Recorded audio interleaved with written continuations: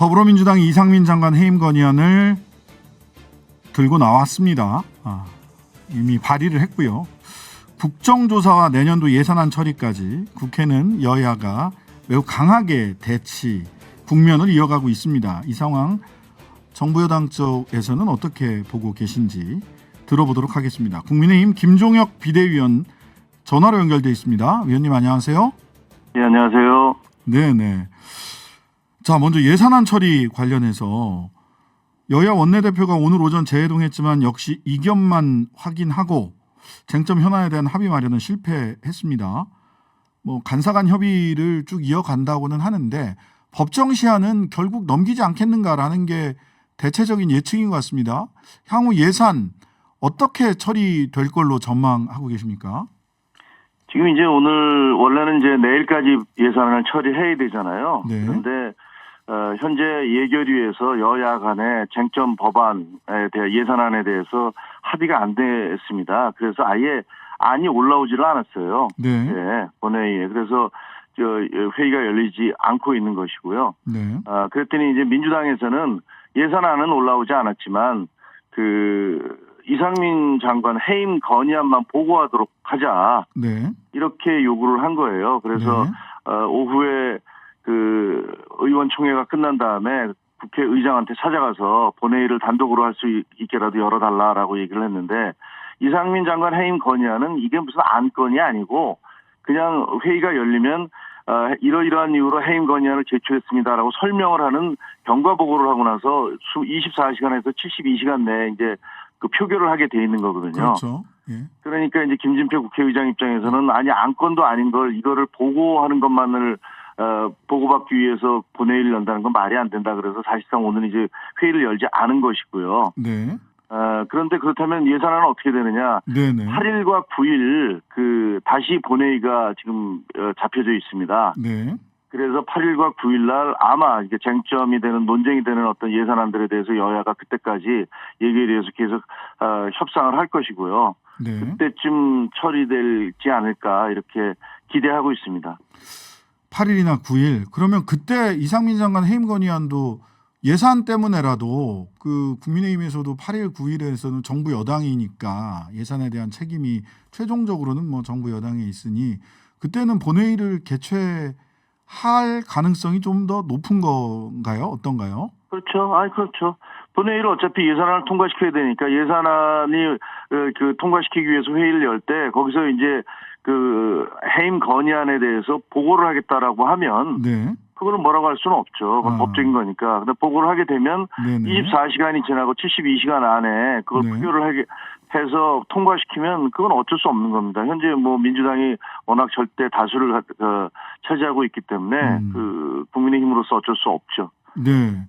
자, 연내 예산안이 국회를 통과하지 못할 경우 정부에서는 준예산 편성 가능성을 고려하고 있다. 이런 언론의 보도가 있었고요. 네. 근데 대통령실에서는 준예산 편성 가능성에 대해서 검토하지 않는다. 이런 취지의 해명을 하기도 했었습니다. 예. 어떻습니까? 준예산 편성 가능성도 이렇게 가능성 중에 하나로 이렇게 대책을 지금 마련을 하고 있나요? 여당 입장에서는? 아니요, 제가 지금 원내대표단 협상단이 아니기 때문에 사실 그거에 대해서 제가 책임 있는 그런 답변을 드릴 위치에 있지는 않습니다. 비대위원이라는 것은 최고위원을 대신해서 어쨌든 당내 지도부이긴 하지만 예산안과 예산에 대한 협상은 원내대표단 그리고 지금 예결위 간사단에 가 있거든요. 그러니까 저희가 어떤 식으로 준비를 하고 있는지 그쪽에서 정부하고 어떤 얘기를 하고 있는지 저는 사실은 정확히 알고 있지 못합니다만 여태까지 준예산이 편성돼 본 적은 없잖아요. 그렇게 해서 준예산이 편성되면 헌법 법률 기관들 그리고 원래 예정돼 있던 지출 의무 이자를 지출한다든가 그리고 예산 승인 사업들 이 세 가지에 대해서만 돈이 나가고 나머지는 다 올 스톱되는 거 아닙니까? 그렇죠. 그런 경우가 생기면 굉장한 파장과 어려움이 있을 것이기 때문에 그렇게 가지 않기 위해서 최대한 노력을 할 거라고 생각을 합니다. 네. 그런데 언론에서도 그렇고 민주당에서도 그렇고 그런 비판을 합니다. 어째 정부 여당이 예산 의결과 관련해서 조금 적극성이 좀 떨어지는 거 아니냐 이런 평가는 어떻게 보십니까? 글쎄요. 그런 평가는 뭐 본인들이 하는 얘기이기 때문에 네. 저희 입장에서는 저희가 왜 적극성이 떨어지겠습니까? 그 주장은 네. 우리가 요구하는 대로 왜 안 들어주느냐 뭐 그런 얘기 아니겠어요?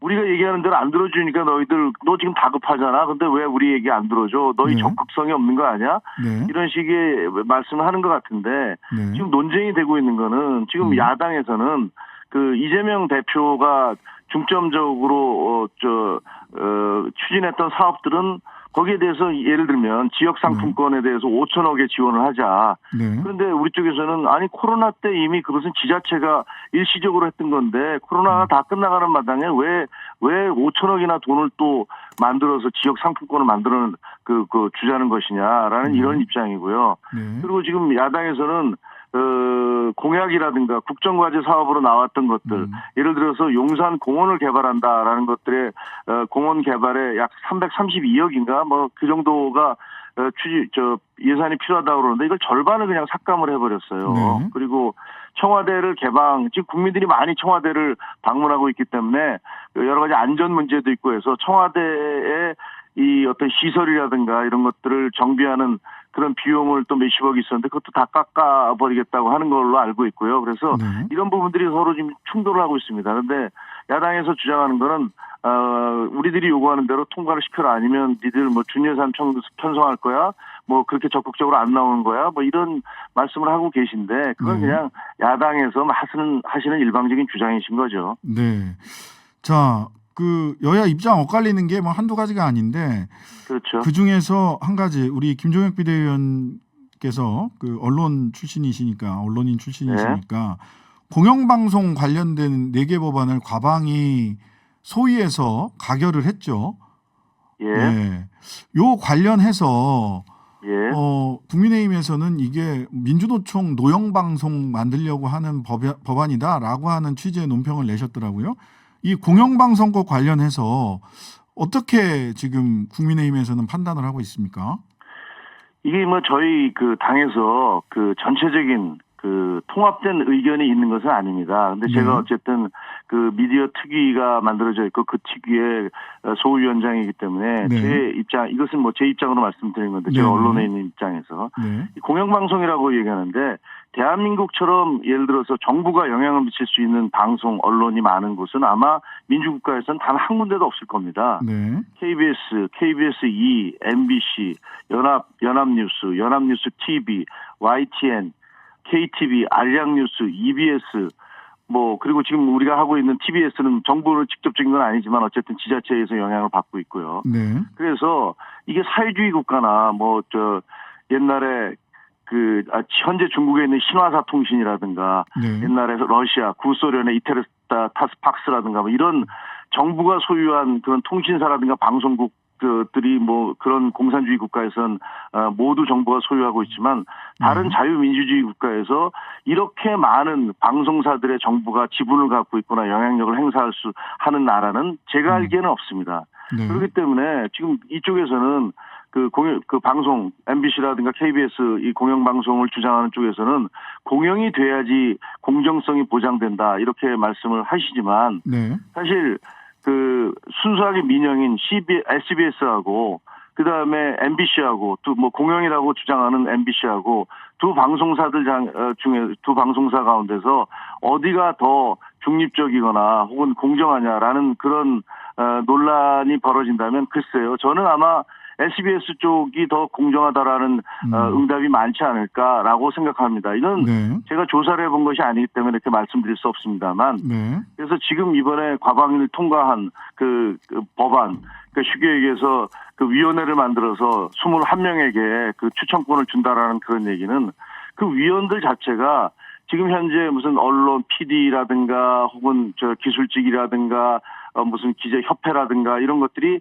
대부분 다 언론 노조 간부였거나 임원이었던 분들이 거기 가 계세요. 거기 영향력을 행사하고 계세요. 네. 그런 쪽에서 추천하는 인원들이면 결국은 저희가 보기에는 결국은 이런 지금 현재 그 공영방송 체제 이런 것들에 대한 노조의 영향을 영구화하겠다 이런 생각이 아닌가 네. 이런 의심을 하고 있습니다. 그러면 지금 김종혁 비대위원님 말씀에 따르면 소위 다공영 일민영 체제라고 흔히들 이야기를 하잖아요. 예, 공영방송이 네. 여러 개고 민영은 SBS 하나다. 이 체제 자체를 일공영 또는 뭐 소수공영 다민영 체제로 바꿔야 된다라고 하는 큰 방향으로 방향 선회를 아예 해야 된다. 좀 이런 주장으로 들리는데 제가 잘 이해한 건가요? 이게 아까도 말씀드렸듯이 당에서 이 부분에 대한 어떤 현재로서는 네. 입장이 없습니다. 거기에 네. 대해서 이제 지금 제가 말씀드린 것은 예. 제가 기자 출신으로서 바라보는 문제점들을 말씀드린 것이고요. 네. 만약에 우리 당의 정책이 결정되려면 그것은 공청회라든가 그리고 네. 여러분들 뭐 모여서 당에서도 집중적인 정책위라든가 이런 데서 함께 논의를 해본 다음에 결정을 해야 되는데 불행하게도 지금 정권이 출범하고 나서 뭐 사실 뒤치다거리 하느라고 정신이 없어서 그 부분에 대한 어떤 일관된 입장, 정책을 아직 발표하지 못하고 있습니다. 어쨌든 지금 보면 이제 과방위 소속인 박성중 의원이나 간사하시죠? 박성중 의원이 과방위. 네, 그렇습니다. 그다음에 또 권성동 의원이나 이런 분들은 꾸준히 소위 공영방송의 민영화를 말씀을 하신다는 거죠. 그렇다면 대체로 지금 뭐 김종혁 비대위원님을 비롯해서 국회 과방위 소속 의원님들이나 이런 분들의 다수의 그 여론이 공영방송 민영화, 그래서 다공영 일민영 체제를 일공영 내지는 소수민영 다민영 체제로 가야 된다. 이런 의견들이 많은 건 사실인 것 같아요. 지금 주로 발언하시는 분들. 어떻습니까? 분들의 분위기. 의견만을 종합하면 그렇죠. 예. 그렇다. 그러면은 뭐 공영방송을 뭐 이렇게 저렇게 한번 바꿔보자 하는 거는 뭐 기본적으로 방향이 안 맞네요. 그런 의견과는. 예. 그게 무슨 말씀이죠? 그 공영방송을 이렇게 저렇게 바꿔보자?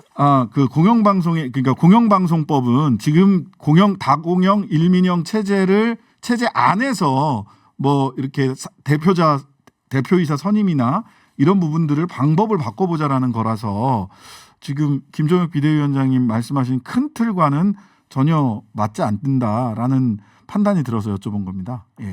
저는 뭐 비대위원장은 아니고 비대위원이지만 예. 어쨌든 제 생각으로는 그렇게 해서 이 지금 공정성이 보장될 수 있는 것은 아니다라는 생각을 하고 있습니다. 예, 알겠습니다.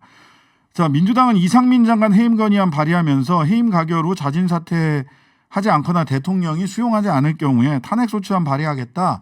이렇게 얘기하고 있습니다. 이런 민주당의 이상민 장관에 대한 해임 요구 내지는 해임 건의안 탄핵 소추까지 이어지는 이 정치적 주장 어떻게 평가하십니까? 저는 기본적으로 이해가 잘 안 돼요. 이게 전략적인 판단인 건가에 대해서 좀 의아함을 갖고 있는데요. 왜냐하면 이게 지금 국정조사를 하자는 것은 법률적인 책임은 지금 특수본에서 계속 이제 수사를 하고 있는데 여기에 대한 정무적이고 정치적인 책임을 져야 될 거 아니냐. 그 책임자를 가리겠다. 이런 것이 가장 주된 이유 아니겠습니까? 그러니까 만약에 국정조사가 열리면 가장 크게 공격을 받아야 될 대상이 누굴까? 이상민 장관입니다. 행자부 장관, 행안부 장관. 아마 민주당에서도 계속 그걸 준비하고 있을 거예요. 근데 이상민 장관을 해임시켜버리면 국정조사 열렸는데 주무장관 없어져 버리고 후임 장관 아무것도 모르는 거기에 대해서 아무 책임 없는 사람을 앉혀놓고 그 사람한테 책임을 따질 겁니까? 왜 그러는지 잘 모르겠어요. 왜 가장 주요한 공격을 할 수 있는 대상인 이상민 장관을 갑자기 해임해서 그 자리에서 물러나라. 당신 없이 하겠다. 이렇게 얘기하는 것들이 논리적인 정합성이 앞뒤가 잘 안 맞는 것 같아요. 국정조사는 그 사람을 공격해서 그 사람의 문제점과 책임을 드러내겠다. 이런 취지인데 그런데 시작 막 하려고 그러니까 갑자기 그 사람 없어져라. 날아가라. 없어야 된다. 이렇게 주장하는 것이 이해가 논리적 정합성이 안 맞는다고 생각을 하고요. 더구나 탄핵에 대해서 하는 건 더욱더 이해가 안 되는 게 탄핵이라는 것은 국무위원에 대한 탄핵은 헌법이나 법률 위반 사항이 있어야지 할 수 있는 거 아니겠습니까? 그런데 예를 들면 지금까지 적어도 드러난 바에 의하면 이분이 예를 들어서 대답을 뭐 우물쭈물하면서 했다라든가 아니면 뭐 시원치 않게 했다든가 뭐 예를 들면 국민들의 감정을 건드리는 뭐 이런 발언을 했다고 그래서 이것이 헌법이나 법률의 위반과는 전혀 상관이 없는 거라는 건 아마 법률을 만드는 분들이니까 민주당 의원들도 잘 아실 거예요. 이게 예를 들어서 탄핵을 가결시킬 수 있겠죠. 다수니까 160석이나 있으니까. 그러면 가결시킨 다음에 그게 헌법재판소로 가면 네. 헌법재판소에서 이것이 과연 인용될까요? 네. 저는 뭐 가능성이 거의 제로에 가까운데 자, 왜 그러시는지 모르겠어요. 네, 마지막으로 그렇다면 이상민 장관은 수사 결과가 나와서 그 형사적 책임이 있다라는 게 밝혀질 때까지는 자리를 계속 지키고 있는 게 맞다. 이렇게 지금 보고 있는 건가요? 아니요, 그거는 저는 사실 네. 그 부분에 대한 것은 어쨌든 정무적이고 정치적인 판단이잖아요. 네. 그건 인사권자인 대통령이 내리실 결정이라고 생각을 해요. 네. 근데 우리 당내에서도 일부 저도 뭐 옛날에 그런 얘기도 비슷한 얘기를 한 적이 있었지만 네. 아니 장관이 정무적인 책임은 지는 게 맞다. 네. 이렇게 얘기를 하는 분들도 있고 네. 일부에서는 야 그렇게 가면 안 된다. 일단 네. 규명을 하고 나서 그 법률적인 문제가 어떻게 되는지 하고 나면 그러면 정무적인 책임은 어떻게 되느냐라는 것들을 그 다음 단계로 넘어가자 이렇게 얘기하는 분들도 있어요. 네. 다양한 의견들이 있는 거거든요. 네. 그래서 이것을 어느 것이 맞다 그르다 이렇게 얘기할 수는 없다고 생각을 하고요. 예, 그럼 근데 대통령 지금 일단 예. 흘러온 과정은 저 민주당이 이제 국정조사를 관철을 시켰잖아요. 네. 그래서 그 국정조사가 이제 시작됐으니까 네. 국정조사에 성실하게 임하고 예. 거기서 그 어떤 응답이 오고 가는지를 보고 난 다음에 거기에 따라서 뭐 국민들 여론들 그다음에 어떤 정치적인 판단 이런 것들에 의해서 결정돼야 하지 않을까 이렇게 생각합니다. 네. 오늘 말씀 여기까지 듣겠습니다. 감사합니다. 네, 감사합니다. 국민의힘 김종혁 비상대책위원이었습니다.